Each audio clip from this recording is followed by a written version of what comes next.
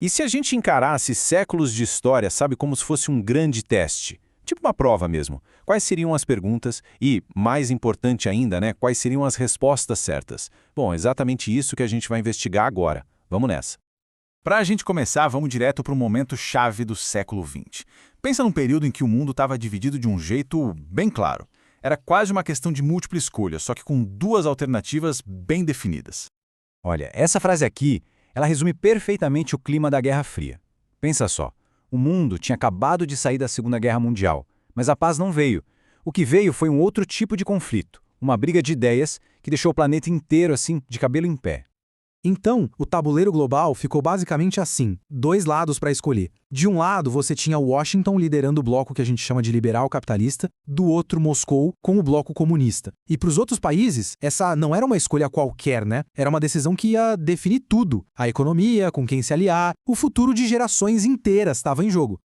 Tá, mas como é que o mundo chegou nesse ponto, né? Nesse beco sem saída com só duas opções? Para entender isso, a gente precisa voltar um pouco no tempo, dar uma olhada rápida nos movimentos que basicamente criaram o mundo que a gente conhece hoje.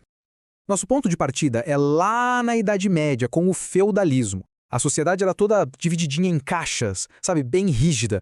Tinha quem rezava, que era o clero, quem lutava, os nobres, e quem trabalhava, os camponeses. E sair da sua caixa, praticamente impossível.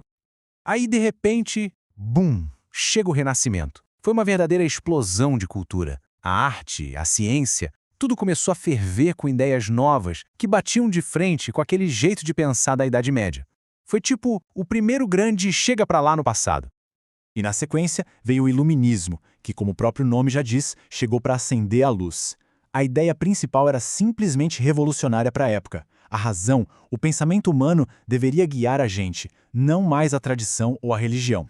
Isso mudou completamente o jeito de pensar sobre poder, sobre a sociedade, sobre tudo.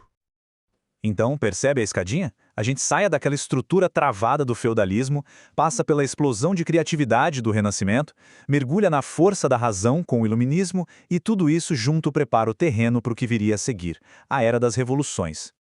E é aqui que a coisa muda de patamar, porque todas essas ideias novas, elas não ficaram só na teoria, nos livros. Elas foram para a rua e explodiram em duas grandes revoluções que literalmente quebraram o mundo antigo e começaram a construir um novo.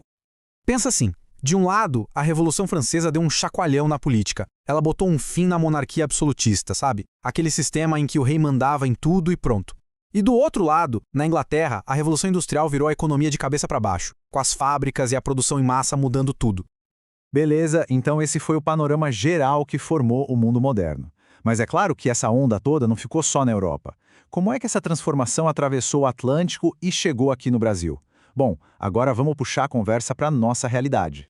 A pergunta de $1 milhão é essa, né? De que jeito todas essas forças globais, essas revoluções, essas ideias acabaram moldando o Brasil?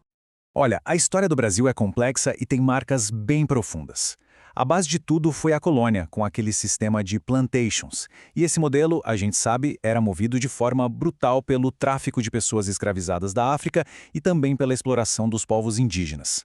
Aí, bem mais para frente, a gente teve uma industrialização que demorou para chegar, muito influenciada pela imigração europeia, e sim, a Guerra Fria também deixou uma cicatriz enorme por aqui.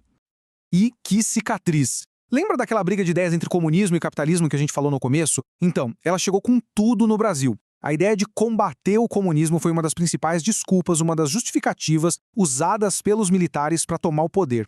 Isso conecta a nossa história diretamente àquela tensão mundial entre os Estados Unidos e a União Soviética.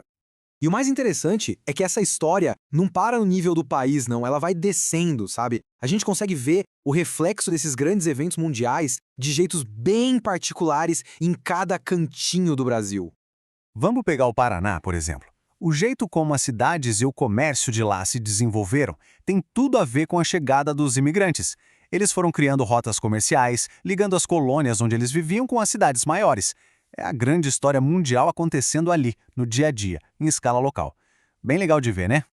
Bom, a gente viajou por séculos em poucos minutos, hein? Agora, para fechar, vamos voltar àquela nossa ideia inicial, a história como um teste.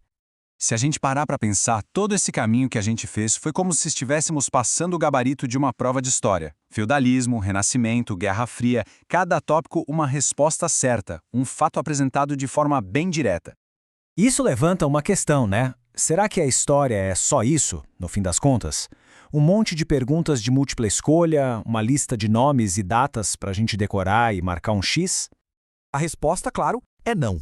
Saber os fatos, o que aconteceu, é super importante, é o primeiro passo. Mas a história de verdade, aquela que faz a gente entender o mundo, está em perguntar por quê. Por que as coisas aconteceram desse jeito? Por que essas ideias ganharam força? É conectar os pontos. Essa sim é a grande questão que fica.